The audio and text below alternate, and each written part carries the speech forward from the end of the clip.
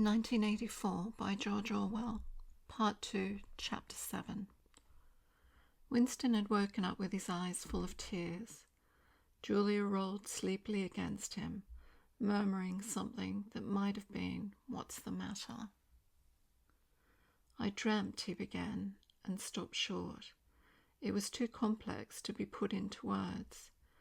There was the dream itself, and there was a memory connected with it that had swum into his mind in the few seconds after waking. He lay back with his eyes shut, still sodden in the atmosphere of the dream. It was a vast, luminous dream in which his whole life seemed to stretch out before him, like a landscape on a summer evening after rain. It had all occurred inside the glass paperweight, but the surface of the glass was the dome of the sky. And inside the dome everything was flooded with clear soft light, in which one could see into interminable distances. The dream had also been comprehended by, indeed in some sense it had consisted in, a gesture of the arm made by his mother, and made again 30 years later by the Jewish woman he had seen in the news film, trying to shelter the small boy from the bullets before the helicopters blew them both to pieces. "Do you know," he said, "that until this moment I believed I had murdered my mother?" "Why did you murder her?" said Julia, almost asleep. "I didn't murder her, not physically." In the dream he had remembered his last glimpse of his mother, and within a few moments of waking, the cluster of small events surrounding it had all come back. It was a memory that he must have deliberately pushed out of his consciousness over many years. He was not certain of the date, but he could not have been less than 10 years old, possibly 12, when it had happened. His father had disappeared some time earlier. How much earlier he could not remember.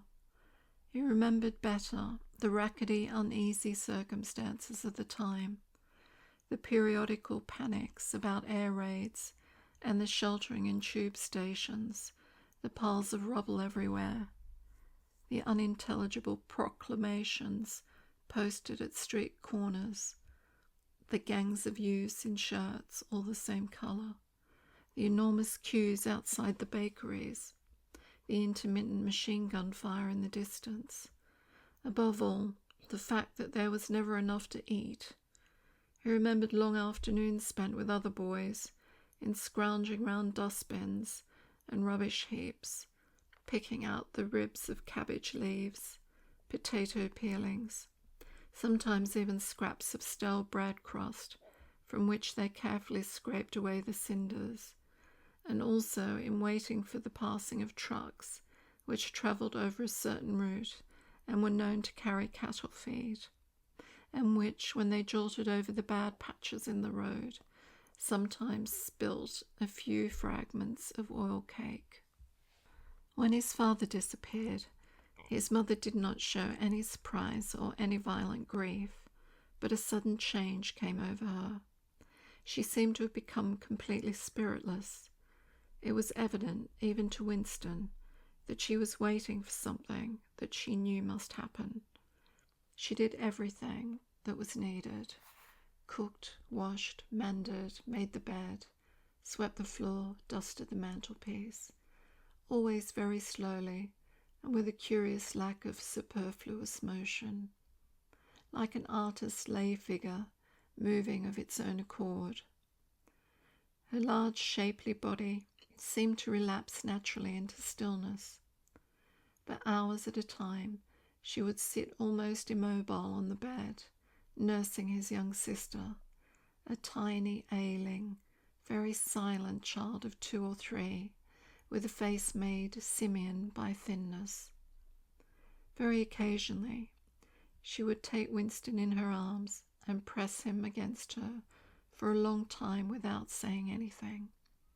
He was aware, in spite of his youthfulness and selfishness, that this was somehow connected with the never-mentioned thing that was about to happen.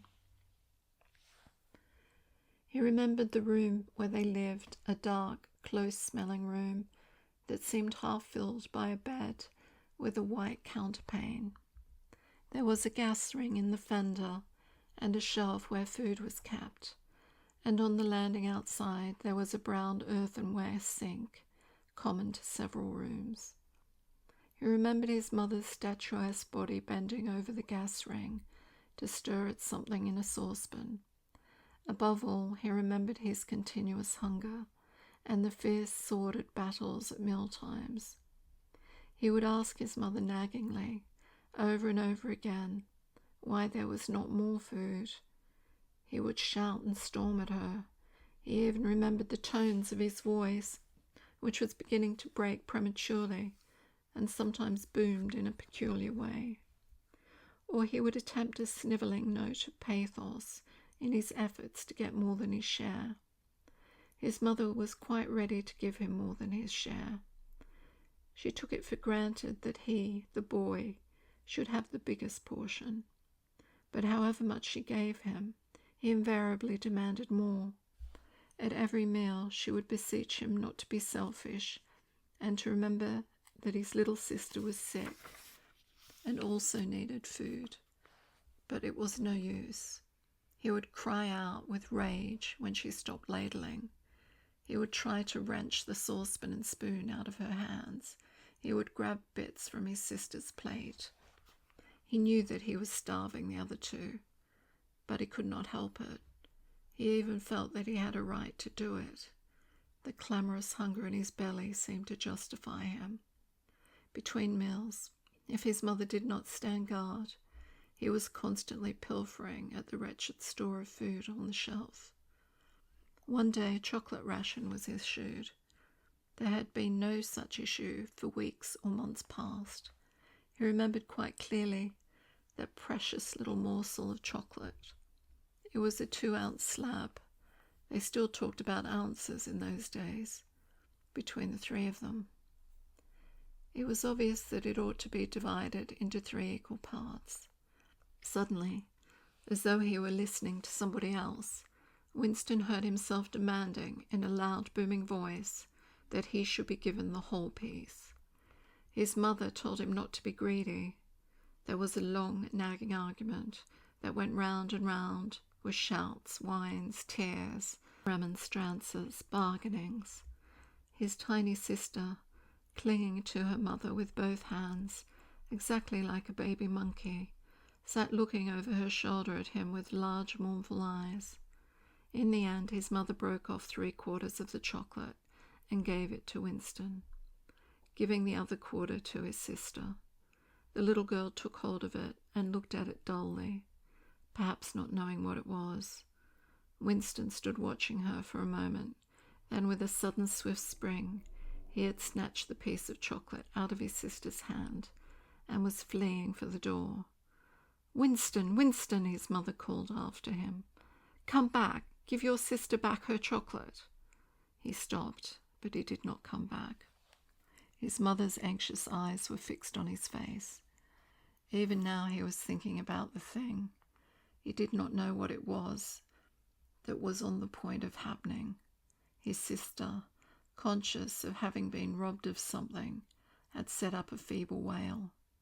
His mother drew her arm around the child and pressed its face against her breast. Something in the gesture told him that his sister was dying. He turned and fled down the stairs, with the chocolate growing sticky in his hand. He never saw his mother again. After he had devoured the chocolate, he felt somewhat ashamed of himself and hung about in the streets for several hours, until hunger drove him home. When he came back, his mother had disappeared. This was already becoming normal at the time. Nothing was gone from the room except his mother and his sister. They had not taken any clothes, not even his mother's overcoat. To this day, he did not know with any certainty that his mother was dead. It was perfectly possible that she had merely been sent to a forced labour camp. As for his sister, She might have been removed, like Winston himself, to one of the colonies for homeless children, reclamation centres they were called, which had grown up as a result of the Civil War. Or she might have been sent to the labour camp along with his mother, or simply left somewhere or other to die. The dream was still vivid in his mind, especially the enveloping, protecting gesture of the arm in which its whole meaning seemed to be contained. His mind went back to another dream of 2 months ago, exactly as his mother had sat on the dingy white quilted bed, with the child clinging to her. So she had sat in the sunken ship, far underneath him and drowning deeper every minute, but still looking up at him through the darkening water. He told Julia the story of his mother's disappearance. Without opening her eyes, she rolled over and settled herself into a more comfortable position. "I expect you were a beastly little swine in those days," she said indistinctly. "All children are swine." "Yes, but the real point of the story..." From her breathing, it was evident that she was going off to sleep again. He would have liked to continue talking about his mother. He did not suppose, from what he could remember of her, that she had been an unusual woman, still less an intelligent one, and yet she had possessed a kind of nobility, a kind of purity, simply because the standards that she obeyed were private ones. Her feelings were her own and could not be altered from outside. It would not have occurred to her that an action which is ineffectual thereby becomes meaningless. If you loved someone, you loved him, and when you had nothing else to give, you still gave him love. When the last of the chocolate had gone, his mother had clasped the child in her arms. It was no use, it changed nothing. It did not produce more chocolate. It did not avert the child's death or her own, but it seemed natural to her to do it. The refugee woman in the boat had also covered the little boy with her arm, which was no more use against the bullets than a sheet of paper. The terrible thing that the party had done was to persuade you that mere impulses, mere feelings, were of no account, while at the same time robbing you of all power over the material world. When once you were in the grip of the party, what you felt or did not feel, what you did or refrained from doing, made literally no difference. Whatever happened, you vanished, and neither you nor your actions were ever heard of again. You were lifted clean out of the stream of history, and yet, to the people of only 2 generations ago, this would not have seemed all important, because they were not attempting to alter history. They were governed by private loyalties, which they did not question. What mattered were individual relationships and a completely helpless gesture, an embrace, a tear, a word spoken to a dying man, could have value in itself. The proles, it suddenly occurred to him, had remained in this condition. They were not loyal to a party or a country or an idea. They were loyal to one another. For the first time in his life, he did not despise the proles or think of them merely as an inert force which would one day spring to life and regenerate the world. The proles had stayed human. They had not become hardened inside. They had held on to the primitive emotions which he himself had to relearn by conscious effort. And in thinking this, he remembered, without apparent relevance, how a few weeks ago he had seen a severed hand lying on the pavement and had kicked it into the gutter as though it had been a cabbage stalk. "The proles are human beings," he said aloud. "We are not human." "Why not?" said Julia, who had woken up again. He thought for a little while. "Has it ever occurred to you," he said, "that the best thing for us to do would be simply to walk out of here before it's too late and never see each other again?" Yes, dear, it has occurred to me several times, but I'm not going to do it all the same. We've been lucky, he said, but it can't last much longer. You're young. You look normal and innocent. If you keep clear of people like me, you might stay alive for another 50 years. No, I've thought it all out. What you do, I'm going to do. And don't be too downhearted. I'm rather good at staying alive. We may be together another 6 months, a year, there's no knowing. At the end, we're certain to be apart. Do you realize how utterly alone we shall be? When once they get hold of us, there will be nothing, literally nothing, that either of us can do for the other. If I confess, they'll shoot you, and if I refuse to confess, they'll shoot you just the same. Nothing that I can do or say, or stop myself from saying, will put off your death for as much as 5 minutes. Neither of us will even know whether the other is alive or dead. We shall be utterly without power of any kind. The one thing that matters is that we shouldn't betray one another, although even that can't make the slightest difference. If you mean confessing, she said, we shall do that, right enough. Everyone always confesses. You can't help it. They torture you. I don't mean confessing. Confession is not betrayal. What you say or do doesn't matter.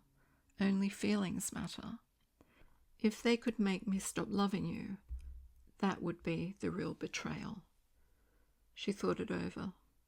They can't do that, she said finally. It's the one thing they can't do. They can make you say anything, but they can't make you believe it. They can't get inside you. No, he said a little more hopefully. No, that's quite true. They can't get inside you.